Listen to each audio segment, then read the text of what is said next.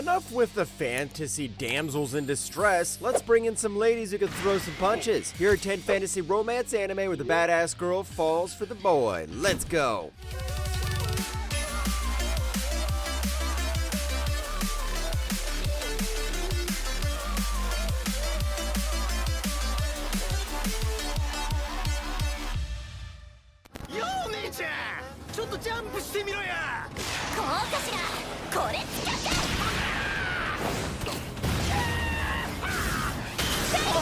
Remember Dazai? No, not that Dazai. The OG Dazai, who is a popular Japanese author. He tries to end things with his lover right before getting hit by Truck-kun and getting dumped into a fantasy world. He's not interested in playing hero, he just wants to find the woman he lost. Early on, he saves a cat girl fighter named Tama from a monster, and an elf priestess named Annette latches onto him too, both of them simping for the guy.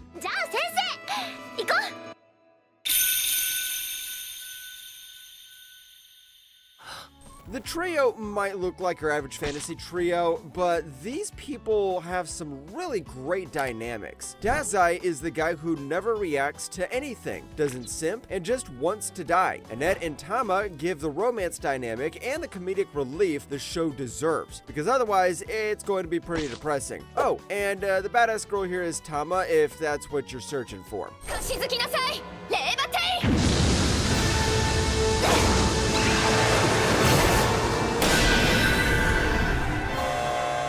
Iki Kurogane is the lowest ranked blazer at his Magic Knight Academy. An F rank nobody everyone's written off. Then he accidentally walks in on Stella Vermilion, an A rank ace who also happens to be a princess, and she challenges him to a duel where the loser becomes the winner's slave. Nobody thinks Iki stands a chance, but surprise surprise, the dude is secretly OP. あんたみたいな変態痴漢無礼のスリーアウト平民はこの私が直々に消し済みにしてあげるわ At first, I wasn't a huge fan of the relationship between the two, but this really surprised me. Iki and Stella's relationship actually grows past the punishment game gimmick into something wholesome. The combat's well animated, the tournament arc was pretty epic, and Stella's also pretty badass, even though she lost to Iki in the first episode. I even heard the light novel of this expands the romance further, so if you love this show, give the light novel a go too. 契約が決まっている以上、すでに敵も同然。よくわかったわ。Theo Cornaro is a wandering knight with a crest, a magic symbol that he can banish the demonic chaos eating away at the world, and all he wants is to free his hometown from a tyrant. When he saves the mage Sulicia Milites from a chaos-infested ambush, she strikes a magic contract with him on the spot, and the two set out to build an army, unite the continent's warring lords, and actually use their power to defeat Sauron, demonic chaos. 命がなくなりそうだよ。大丈夫です。私があなたのそばにいますから。I've never seen someone combine strategy, romance, and big battles this well, except for my favorite anime Code Geass, of course. But this comes close to it because our main girl, Sulicia, is a strategist and a badass. The action and the battle scenes get choreographed well, and if you ignore certain dumb middle episodes, you get a nice and interesting story here. The cast is pretty huge here, so get a pen and a notebook before you start watching this. 山を降りるのも辛そうに見える。仕方がない。体に触れるが許せ。はい。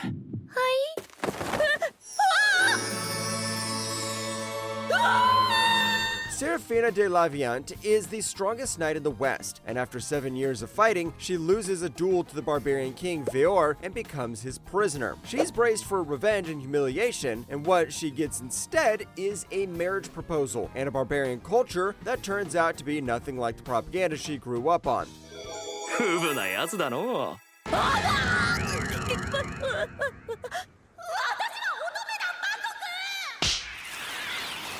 This one landed last season and got some mixed reviews, but like I said in my spring anime ranking video, I enjoyed it and I loved it. Veor and Serena fight side by side as equals instead of him just protecting her, which is a nice fresh spin from the OP dude protecting the girl trope. And one thing that I forgot to mention in my last video was world building. The elves, dwarves, the fairies, barbarians, their rich history, and rich lore all make this one heck of a great fantasy anime.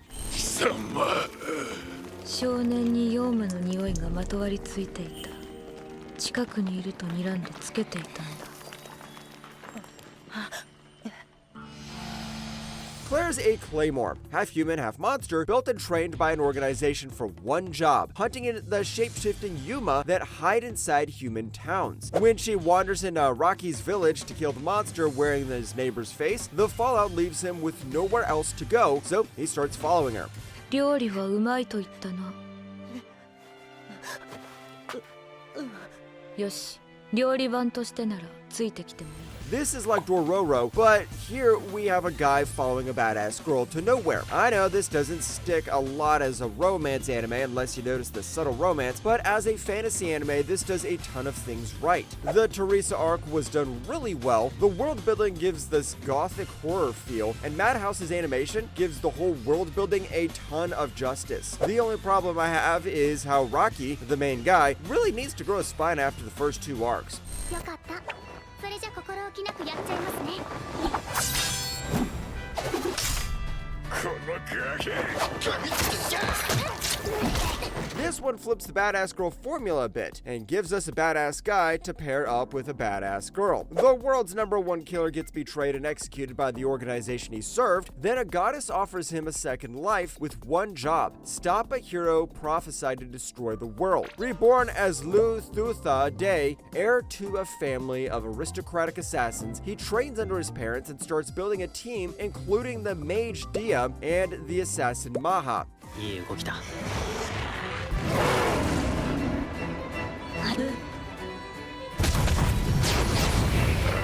Did you know this was written by the same guy who wrote Redo of Healer? Well, don't lower your expectations because this is actually pretty good. Lou treats his teammates as actual people instead of tools. There is an actual romance anime arc that pays off, and instead of continuing to a second season, the whole Assassin family background was done really, really well. Watch this rather than watching the Assassin's Creed movie.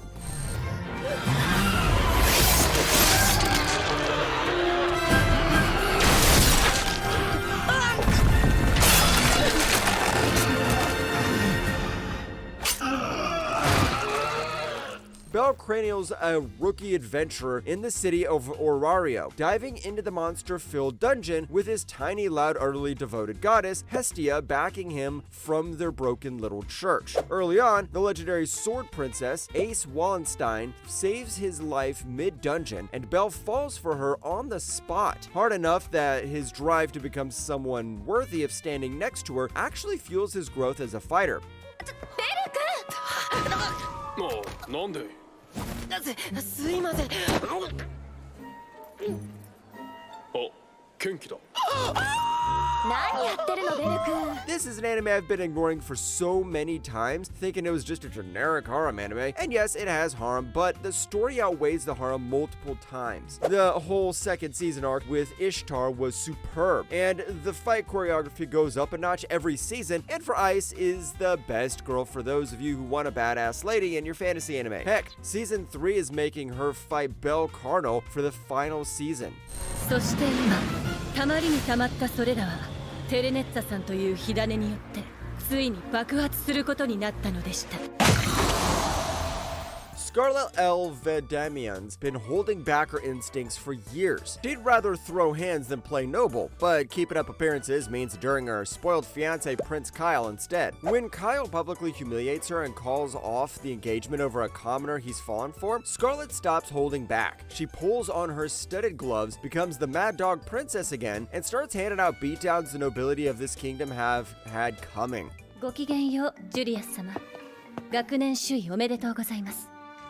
満点で1位を取るのって案外ちょろいな。 I have never seen an anime market the badass female trope harder than this, and it does it well. Instead of implying it, Scarlet straight up punches people, and oh man, you can imagine how much I love this after watching 30 villainous anime that recycles the same old plot. Julius is also a nice and interesting male lead, but the romance almost feels like a subgenre since this is more of an action comedy. Let's hope a second season fixes that. 冷えるね、ここは。 山沿いですから。あの頃は私、城の外がこんなに寒いってこと知らなかった。Yona's led a sheltered, pampered life in the kingdom of Kokup, more worried about her hair color than anything resembling danger. Then one person she trusts more turns on her father right in front of her, and Yona has to flee the palace with nothing but her bodyguard Hawk at her side. Stripped of everything she thought made her who she was, Yona sets out to become strong enough to take her kingdom back. イル陛下はもう目を開けません。私が殺しました。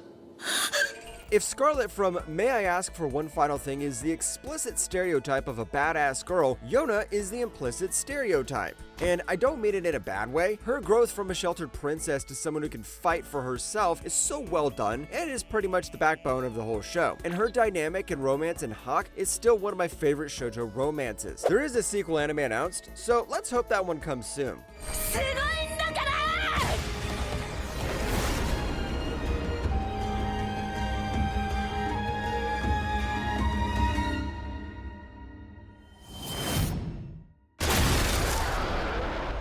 And we're finishing off with one of my favorite isekai romance anime, and I have only one word to say: Eris Boris Greyrat. Anyway, this is about a 34-year-old shut-in who dies trying to do one decent thing with his life and wakes up reborn as Rudis Greyrat, a baby with all his old memories intact. This time, he's determined to actually try training under his father's swordplay in a mage named Roxy, and growing up alongside Sylphiette, a childhood friend who becomes the person he's closest to in this new world.